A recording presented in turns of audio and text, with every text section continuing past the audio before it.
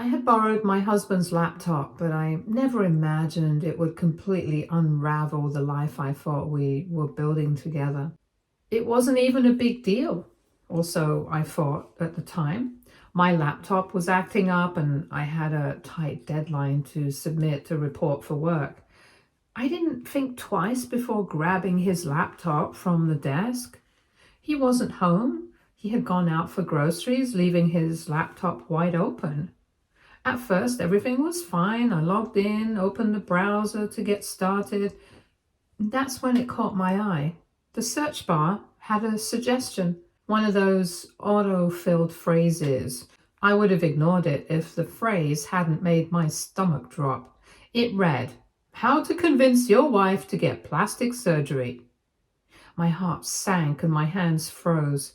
And for a second I thought maybe it was just some spam or a prank. But curiosity and dread got the better of me. I clicked into his history, and what I found made me feel sick. Page after page of articles, forums, and videos were all centered around plastic surgery for post-pregnancy bodies. Liposuction, tummy tucks, breast lifts, you name it. He'd searched it, and some were even bookmarked. I couldn't breathe. I had just given birth 6 months ago to our daughter. My body wasn't the same, sure, but I thought we were past the superficial nonsense. I carried his child. I endured swollen ankles, sleepless nights, and an emergency C-section that left me with a scar I was still learning to accept. And this is what he was doing, plotting ways to fix me. I closed the laptop and sat there in stunned silence. My mind raced through a whirlwind of emotions: shock, anger, sadness, humiliation. I started questioning everything. Had he been pretending to be supportive all along? Did he even love me, or was I just some project to mold into his ideal version of a wife? By the time he came home, I was ready to confront him. As soon as he walked in with the groceries, I asked him to sit down. He looked confused, but he sat, probably sensing that something was off. I didn't hold back. I told him I'd used his laptop and I saw search history and asked him to explain himself. He had the audacity to act defensively. He told me I was snooping and invading his privacy, and that's when I lost it. I told him I didn't care about his privacy when he was essentially plotting how to insult and degrade me behind my back. He quickly shifted gears, trying to explain himself. He said he wasn't trying to hurt me and that he'd done all of that research for me. For me, I repeated, stunned by his nerve. He claimed he was trying to help me regain my confidence. He said he noticed how I'd been feeling down about my body lately and thought that maybe surgery could be a solution. He painted himself as a thoughtful husband who just wanted to see me happy. But his tone betrayed him. There was no genuine concern in his voice, just frustration that I'd found out before he could execute whatever ridiculous plan he'd cooked up. I told him that if he cared about my confidence, he would have been uplifting and supportive, not searching for ways to fix me. I reminded him that I was still recovering both physically and emotionally from childbirth. I asked him if he had any idea what it felt like to look in the mirror and see a body you barely recognize but still love because it created a life. Did he even see me anymore, or was he just looking at my stretch marks and C-section scar? He doubled down, saying that I was blowing everything out of proportion. He accused me of being too sensitive and insecure. He even went so far as to say that plastic surgery wasn't a bad thing and that plenty of women do it. That's their choice, I snapped. Not something their husbands manipulate them into. The argument spiraled from there. He started pointing out things he'd noticed about my body, some things I hadn't even thought about until he said them. He mentioned how my stomach hadn't gone back to being flat, and how my breasts weren't as perky as before, and how I didn't dress up as much anymore. Every word was like a dagger to my self-esteem. I told him he had no right to criticize my body, especially not after what I went through to bring our child into this world. I asked him if he expected me to look like some airbrushed model 2 minutes after giving birth. He didn't have a good answer for that, but his silence said enough. The fight ended with me leaving the room and slamming the door. I couldn't stand to look at him. I spent the rest of the night lying in bed replaying the argument in my head. I cried, but mostly I was just furious. How dare he make me feel like I wasn't good enough? As I lay there, I started connecting the dots. This wasn't the first time he'd made me feel inadequate. I thought back to the little comments he'd made over the past few months, things I'd brushed off at the time. He'd joke about how we should get a gym membership or how he missed the way I used to dress before the baby. At the time, I thought he was just being playful or nostalgic. Now I realized he'd been planting seeds all along, hoping I'd take the hint and change myself. By the next morning, I knew one thing for sure. I couldn't stay in a marriage where I wasn't valued for who I was.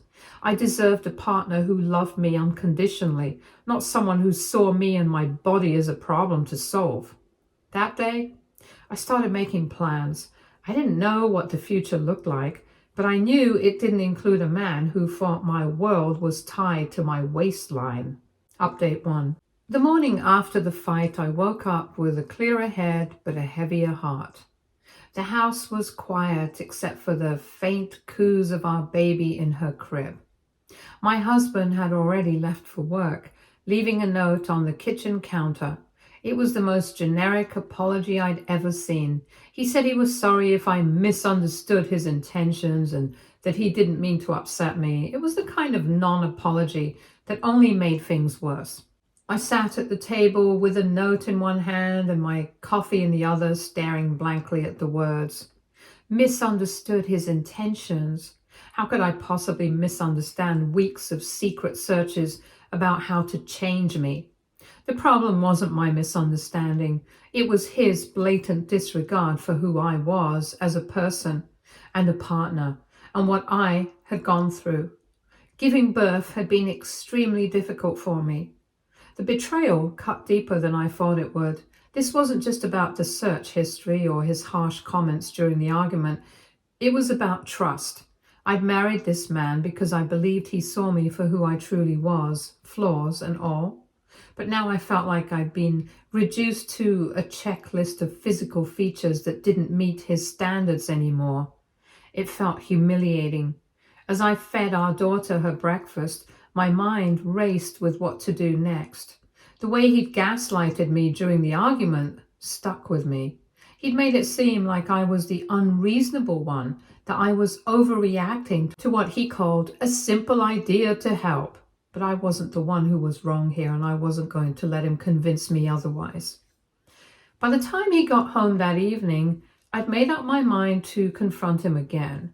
If he thought he could sweep this under the rug with a half-hearted note and no real accountability, he was sorely mistaken. When he walked through the door, I told him we needed to talk. His face immediately tensed up, but he nodded and followed me into the living room. I didn't give him time to settle in before I laid it all out. I told him that his actions weren't just hurtful, they were humiliating. I reminded him that marriage was supposed to be a partnership built on love, respect, and trust. I demanded to know if he even realized the depth of the damage he'd caused. His response was infuriating. He doubled down on his good intentions, saying he'd only been looking into surgery options because he thought it might make me happier. He even had the nerve to say he was trying to take initiative as a husband. Take initiative, I asked, my voice dripping with disbelief. By going behind my back and plotting ways to change me without my consent? That's not initiative. That's manipulation. He started to say something, but I cut him off. I told him that if he genuinely cared about my happiness, he would have come to me and talked about my feelings instead of deciding for me that surgery was the solution. I also reminded him that I'd just given birth 6 months ago and was still adjusting to motherhood. Last thing I needed was to feel like I was failing as a wife, too.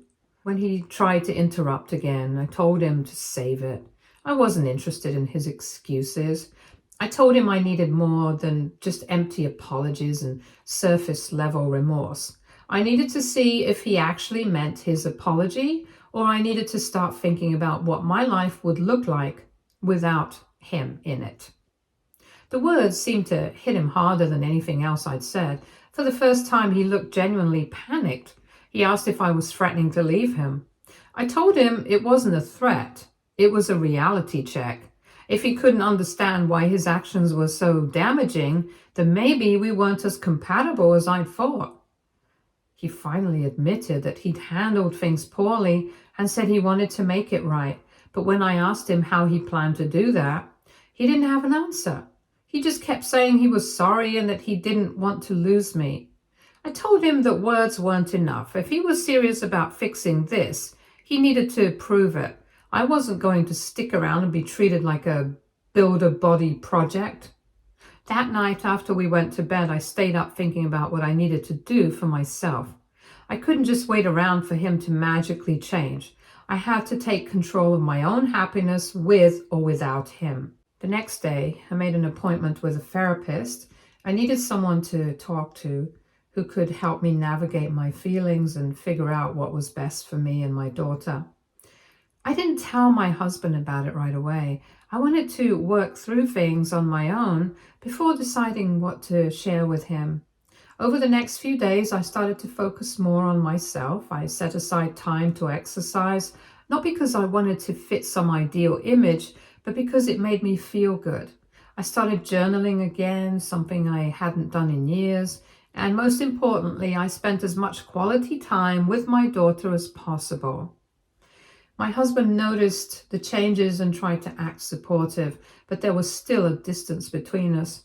I could tell he was walking on eggshells, unsure of how to approach me. And part of me appreciated the effort, but another part of me couldn't shake the resentment I felt.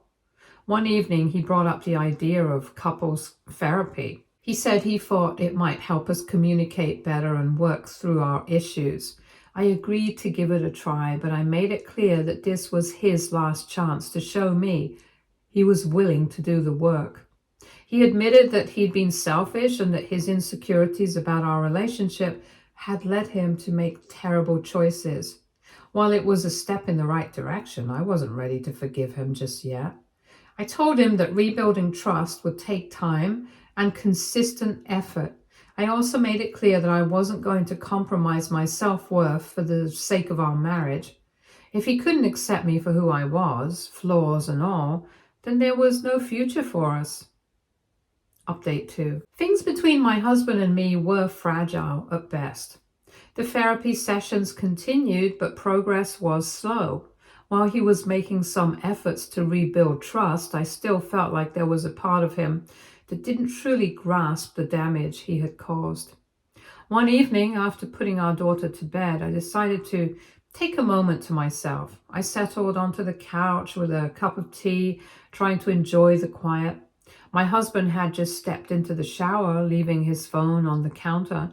Normally, I wouldn't even think about touching it, but when it buzzed repeatedly with an incoming call, I instinctively picked it up. The caller ID showed a name I didn't recognize. I answered. The cheerful voice on the other end introduced themselves as a representative from a cosmetic surgery clinic. They were calling to confirm an appointment scheduled for the following week. I froze, asking the person to repeat that information. The receptionist patiently explained again, adding that the appointment had been booked a week ago for a mommy makeover package. My stomach churned as I thanked them and ended the call. The timeline hit me like a ton of bricks. A week ago, that was after our first therapy session, after he had supposedly understood the harm he had done and promised to change. The sound of the shower turning off jolted me back to reality. A few minutes later, my husband walked into the living room, towel slung over his shoulder. He looked at me and then at his phone and my hand, his face instantly clouding with concern. He asked who it was, his tone guarded. I stayed seated, staring at him, trying to keep my composure as I explained what had just happened. I told him that it was a cosmetic surgery clinic, calling to confirm an appointment he had booked. His eyes widened in surprise, and his lips moved as though to speak, but no words came out. I pressed him, asking when he had planned to tell me about it, or if he had intended to spring it on me as some kind of twisted surprise. He sighed deeply, running a hand through his hair, finally admitting that he had been planning to tell me. He said he had thought maybe if I gave it a chance, I would see how much it could help. Help me, or help him feel better about looking at me. The words came out of me sharper than I intended, but I couldn't hold them back. He immediately got defensive, saying that it wasn't like that. He claimed he only wanted to do something nice for me and thought that if I saw the possibilities, I would feel more confident. I couldn't believe what I was hearing. Nice?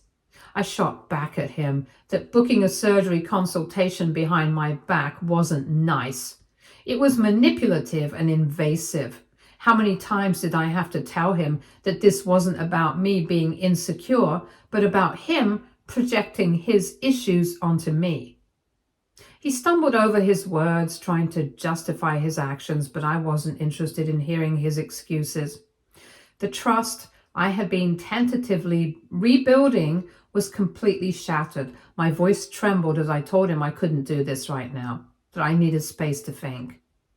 He asked me what I meant by that, a note of panic creeping into his voice. I told him firmly and without hesitation that I was taking the baby and going to stay with a friend for a while.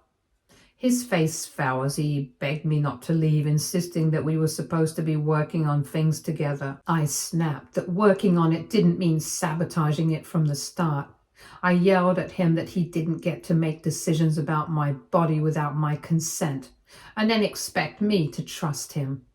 He pleaded with me to reconsider, following me as I grabbed a bag and started packing essentials for me and our daughter. His words faded into the background as I focused on what I needed to do. He tried to touch me, but I shoved him back. By the time I had everything ready, he was calling his mother. I drove to my friend Myra's house, my head pounding the entire way. When I arrived, she greeted me with open arms, taking one look at my tear-streaked face and knowing something was wrong. I told her I needed a place to stay for a while, and without hesitation, she assured me that I was welcome to stay as long as I needed to. She didn't press me for details, instead helping me settle in and making sure the baby and I were comfortable. Later that night, after putting my daughter to sleep, I finally broke down and told Myra everything. As I recounted the events, her expression shifted from disbelief to anger. She couldn't believe he had booked a surgery consultation behind my back. She said it was low even for him. I nodded, wiping away tears, and told her I just didn't understand how he could claim to love me and then do something like this. I said it felt like he cared more about how I looked than who I was. Myra put a comforting hand on my shoulder and told me I didn't deserve this. She said I had been through so much already, and the last thing I needed was someone making me feel like I wasn't enough. Her words brought me a sense of comfort, but also made me realize how far I had let things go. I'd been so focused on trying to salvage our marriage that I hadn't stopped to consider whether it was even worth saving. Over the next few days, I started to reevaluate my priorities. I focused on spending quality time with my daughter and reconnecting with myself. Myra's support was invaluable, and having a safe space to process my emotions made all the difference. My husband tried calling and texting me multiple times, but I didn't respond. I needed time to figure out what I wanted, and I wasn't going to let him pressure me into making a decision. Eventually, I knew I'd have to confront him and decide the future of our relationship, but for now, I was taking things one day at a time, putting my own needs and my daughter's well-being first. Update 3. The day at Myra's house was peaceful but emotionally taxing. I kept to myself, focusing on my daughter and trying to find moments of clarity amid the storm. I kept working from home, and every time my phone buzzed, I felt a pang of anxiety. Most of the calls were from my husband, but now his family had joined in. I ignored every single one. His parents had always been passive, the type to quietly agree with whatever their son said or did. Their silence during this blatant disrespect towards me spoke volumes, and I had no intention of entertaining them now. I wasn't in the mood for their excuses or half-hearted attempts to smooth things over. When my phone lit up with my mother's name, I hesitated. The thought of her voice brought a lump to my throat. She'd always been my go-to for comfort, but her recent insistence that I try to make things work with my husband had driven a wedge between us. I couldn't bear to hear her tell me once again that I needed to forgive him or that I was overreacting. She even brought my baby into this. It wasn't like I didn't earn or wasn't capable of raising my own child. I let the call go to voicemail. But my father? That was a different story. When his name flashed on the screen, I froze. He rarely called me, and the fact that he was doing so now sent a ripple of unease through me. For a while, I let it ring, unsure if I could handle another conversation where I had to defend my decisions. But he was relentless. After the 5th call in a row, I sighed heavily and finally answered. Before I could even greet him, his voice came through, filled with concern and urgency. He said he'd been trying to reach me for days and asked why I hadn't called him back. His tone softened as he said my mother had told him I wasn't at home and he needed to know where I was. Hearing his worry broke something in me. I told him I was safe and staying with Myra, but I couldn't stop the tears from spilling as I explained everything. I told him about the discovery on my husband's laptop, the therapy sessions that felt like a sham, and the clinic call that confirmed he hadn't changed at all. My father listened in silence, but I could hear his breathing grow heavier, his anger simmering beneath the surface. And when I told him about my husband booking the surgery consultation behind my back, I could almost feel the explosion coming through the phone. He said he couldn't believe what he was hearing. His voice shook with fury as he demanded to know what kind of man would do this to his wife, especially after everything she had gone through to bring their child into the world. He asked how long I had been putting up with this and why I hadn't called him sooner. I told him I had tried to handle it myself, thinking I could fix it, but now I wasn't so sure. I admitted that I didn't know what to do next and I was scared. I told him that Mom just kept trying to get me to work it out. That was when his tone shifted, becoming firm and resolute. He said he was coming to get me. No arguments, no delays. He was getting in his car and driving straight to Myra's house to bring me and his grandchild back home. He said I didn't have to deal with this alone anymore and that my husband would have to answer to him. I tried to protest, saying I didn't want to cause a scene or make things worse, but he wouldn't hear it. He said no man had the right to treat his daughter like this, and he wasn't going to sit back and watch me suffer. He asked if I was sure I was okay to wait until he arrived, and I assured him that Myra and I had everything under control. He told me to pack my things and be ready, and then he hung up. It would have taken him around 2 hours to reach here. My father's anger was like a storm waiting to erupt, and I wasn't sure what would happen when he confronted my husband. But knowing I had his support gave me a sense of comfort I hadn't realized I needed. When I told Myra what had happened, she nodded in approval. She said it was about time someone held my husband accountable for his actions, and that my father seemed like the perfect person to do it. I packed my bags once again, and this time with a lighter heart. I had spent so long feeling isolated and unsure of my choices, but now, with my father stepping in, I felt like I had a lifeline. I really wanted my parents to support me. The baby was restless, sensing the tension in the air, but I held her close and whispered that everything would be okay. I didn't know what the future held, but I was determined to build a better life for her and myself, no matter what it took. When my father arrived, he was a force to be reckoned with. He didn't waste time with pleasantries and immediately checking on me and the baby to make sure we were okay.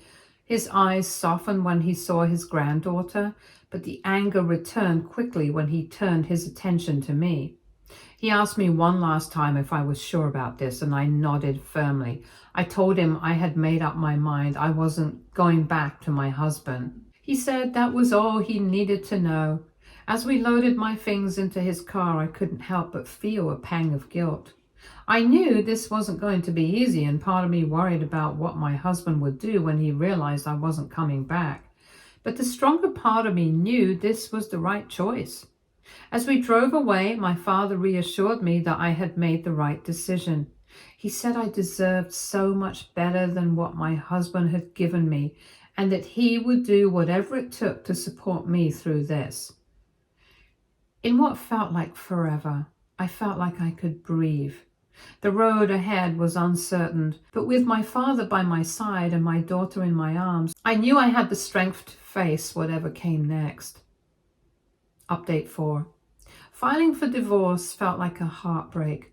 Walking into the lawyer's office felt like admitting defeat. I had reached the limit of what I could endure.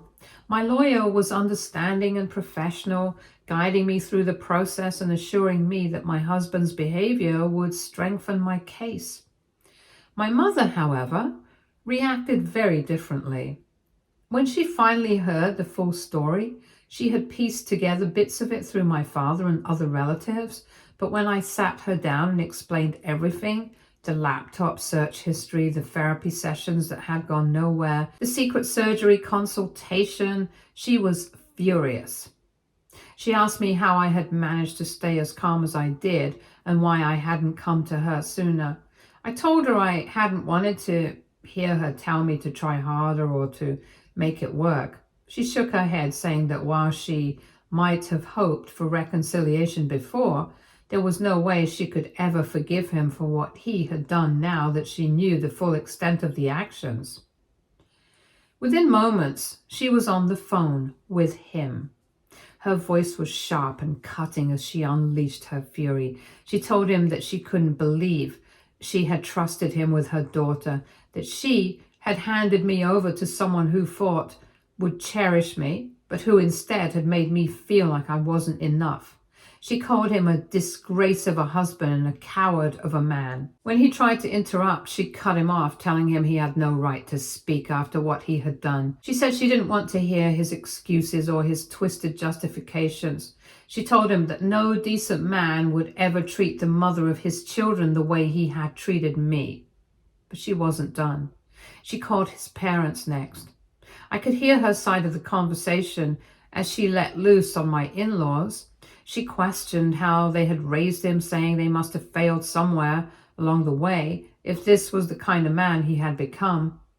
She accused them of enabling his behavior and turning a blind eye to his actions. My mother's voice grew louder as she recounted everything he had done, from pressuring me to get surgery to booking a secret consultation behind my back.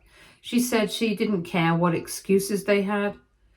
There were no justifications for his actions. She told them they should be ashamed of themselves for raising a son who thought it was acceptable to treat his wife like this. After she hung up, she turned to me and said that she would stand by me every step of the way. I could see the guilt in her eyes, as if she was blaming herself for encouraging me to try harder in the past. I told her it wasn't her fault. Both of us were crying. The final conversation with my husband came sooner than I expected. He showed up at my parents' house one afternoon, looking worn and desperate. My father intercepted him at the door, refusing to let him in until I agreed to speak to him. After a moment's hesitation, I stepped outside, knowing this was a conversation I needed to have to truly move forward. He started by saying he was sorry, but his apology felt hollow. He said he hadn't meant to hurt me, that he thought the surgery would make me happy, that he had only been trying to help.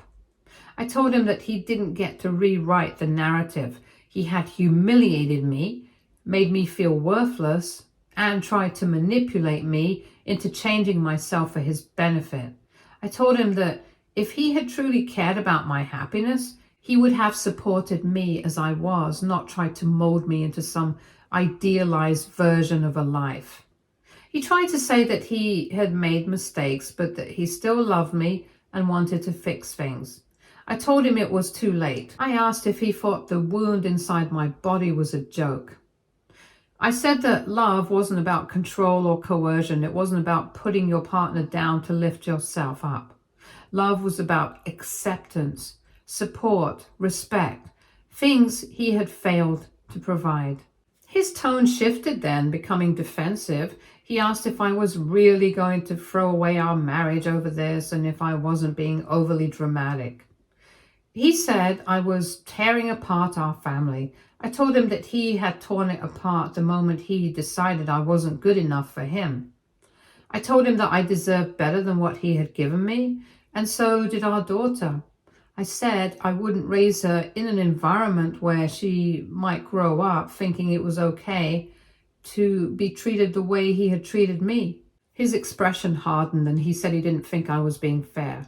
I told him that fairness went out the window the moment he decided to book a surgery consultation behind my back.